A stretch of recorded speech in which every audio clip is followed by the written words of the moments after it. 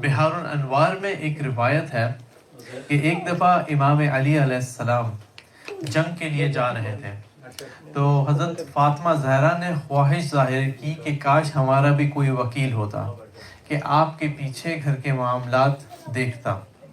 تو اللہ تعالیٰ کی طرف سے یہ آیت سورہ مزمل کی نویں آیت نازل ہوئی کہ اللہ مشرق و مغرب کا پروردگار ہے، اس کے علاوہ کوئی پروردگار نہیں، اسی کو اپنا وکیل بناؤ۔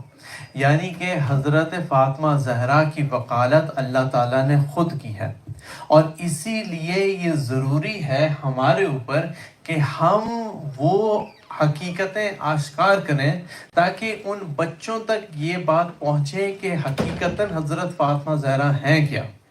کیونکہ ہمارے سامنے بہت دفعہ ہم کہتے ہیں کہ وہ رسول اللہ کی بیٹی تھیں، لیکن وہاں پہ رک جاتے ہیں، اس سے آگے جو ان کے مراتب ہیں وہاں تک نہیں پہنچ سکتے۔ کیا وجہ ہے کہ جس کی وجہ سے ائمہ علیہ السلام نے کہا کہ بسم اللہ الرحمن الرحیم انا انزلناہ فی لیلۃ القدر وما ادراک ما لیلۃ القدر، تم کیا جانو کہ لیلۃ القدر کیا ہے، اور لیلۃ القدر حضرت فاطمہ زہرا کا ایک نام ہے۔ تو یعنی کہ ہم نہیں جان سکتے کہ وہ کیا ہے، ہمیں اپنی طرف سے کوشش کرنی چاہیے، یہاں پہ نہیں رک جانا چاہیے کہ وہ رسول اللہ کی بیٹی تھیں۔ اب یہ تو شیعہ نے امام علی علیہ السلام یہاں پہ رک گئے۔ جو ریگولر مسلمان ہیں وہ 4 میں سے ایک بیٹی کہتے ہیں کہ 4 بیٹیاں تھیں، ان میں سے ایک بیٹی تھی۔ اور کیا فرق پڑتا ہے کہ اگر حضرت فاطمہ زہرا بیٹی تھیں تو ان کی کیا اتنی زیادہ اہمیت ہے، کیونکہ 3 اور بیٹیاں تھیں۔ حالانکہ حضرت خدیجہ علیہ السلام کی بہن تھیں، ان کی 3 بیٹیاں تھیں۔ جب ان کا انتقال ہو گیا تو حضرت خدیجہ نے ان 3 بیٹیوں کو اپنا اڈاپٹ کر لیا۔ اس زمانے میں جب بچی کو اڈاپٹ کیا جاتا تھا تو اپنے بچوں کی طرح ٹریٹ کیا جاتا تھا۔ اسی وجہ سے زید بن حارث کے بارے میں لوگوں نے کہنا شروع کر دیا کہ یہ زید بن محمد ہیں، جس کے لیے آیت آئی کہ تم میں سے رسول اللہ کسی بھی مرد کے بیٹے نہیں۔ اسی وجہ سے وہ جو 3 دوسری بیٹیاں تھیں وہ حضرت خدیجہ کی بہن کی بیٹیاں تھیں۔ جب انہوں نے ان کا بہن کا انتقال ہوا تو وہ تینوں اڈاپٹ کر لی، رسول اللہ اور حضرت خدیجہ کے ساتھ اسی گھر میں پلی اور اپنی بیٹیوں کی طرح رہیں۔ اسی لیے یہ ایک بہت یونیک ایسپیکٹ ہے حضرت فاطمہ زہرا کا کہ وہ اکیلی بایولوجیکل ڈاٹر تھیں رسول اللہ کی۔ ایک دفعہ روایت میں ہے چھٹے امام سے، حضرت امام جعفر صادق علیہ السلام،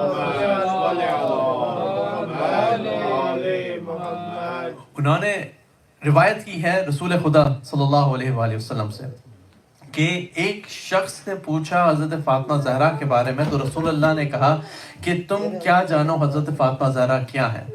ان کی خلقت اس وقت ہوئی جب دنیا میں آسمان اور زمین نہیں بنے تھے۔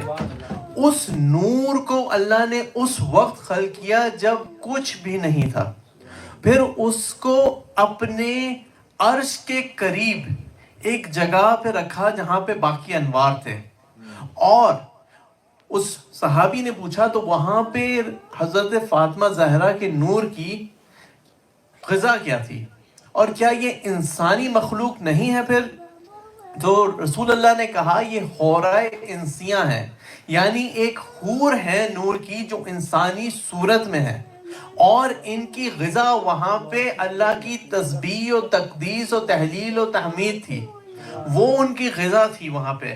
جب اللہ تعالیٰ نے میرے نور کو آدم علیہ السلام کے صلب میں رکھا اور پھر مجھے اس دنیا میں ظاہر کیا، میرے لیے اللہ نے چاہا کہ حضرت فاطمہ زہرا کو میری ذریت میں دے، تو حضرت فاطمہ زہرا کے نور کو جنت میں ایک پیڑ میں رکھا، اور اس پیڑ کا ایک پھل مجھے لا کے میرے بھائی جبرائیل نے دیا، اور جبرائیل علیہ السلام نے کہا یہ آپ تناول فرمائیں، یہ اللہ تعالیٰ کی طرف سے آپ کے لیے ایک تحفہ ہے۔ جب میں نے اسے تناول کیا معراج پہ تو اس کے اندر سے ایک عجیب سا نور نکلا، اور وہ نور نکل کے مجھے گھبراہٹ ہوئی، تو جبرائیل امین نے کہا کہ آپ کو اللہ نے کہا ہے اس کو پورا کھائیے۔ جب میں نے پورا کھا لیا تو جبرائیل نے کہا کہ یہ آپ کو فاطمہ زہرا کا تحفہ دیا گیا ہے۔ جو آسمانوں پہ فاطمہ کے نام سے مشہور ہیں اور زمین پہ منصورہ کے نام سے مشہور ہیں. اور بتایا، رسول اللہ نے پوچھا کہ فاطمہ اور منصورہ کیوں نام ہے؟ تو بتایا کہ فاطمہ کا مطلب یہ ہے کہ وہ اپنے شیعوں کو، اپنے محبت کرنے والوں کو جہنم کی آگ سے دور رکھیں گی، اور اپنے سے نفرت کرنے والوں کو اپنی محبت سے دور رکھیں گی. اور ان کا نام منصورہ اس لیے ہے کہ محبان اہل بیت علیہ السلام ان کی وجہ سے کامیاب ہوں گے، اور امام ہادی، امام مہدی ان کی اولاد میں آئیں گے اور دنیا میں عدل و قسط قائم کریں گے. صلوات پڑھ دیجیے محمد و آل محمد. تو اس لیے یہ بہت امپورٹنٹ ہے کہ ہم حضرت فاطمہ زہرا کی میرٹس کو سمجھیں.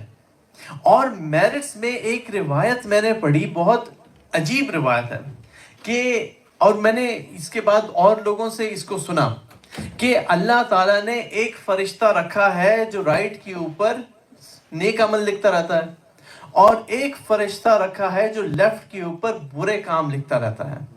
جو نیک عمل لکھتا ہے، جب نیک کام ہو رہا ہوتا ہے تو برا والا نہیں لکھ رہا ہوتا، اور جب برا والا لکھ رہا ہوتا ہے تو نیک والا نہیں لکھ رہا ہوتا، کیونکہ ایک وقت میں دونوں چیزیں نہیں کر رہا ہوتا آدمی. لیکن دشمنان سید فاطمہ زہرا کے اوپر لعنت کرنا ایک ایسا عمل ہے کہ جس کی وجہ سے دونوں فرشتے کام کر رہے ہوتے ہیں. یہ نیکی لکھ رہا ہوتا ہے، یہ گناہ مٹا رہا ہوتا ہے. ایک بار صلوات پڑھیے محمد و آل محمد. محمد و آل محمد.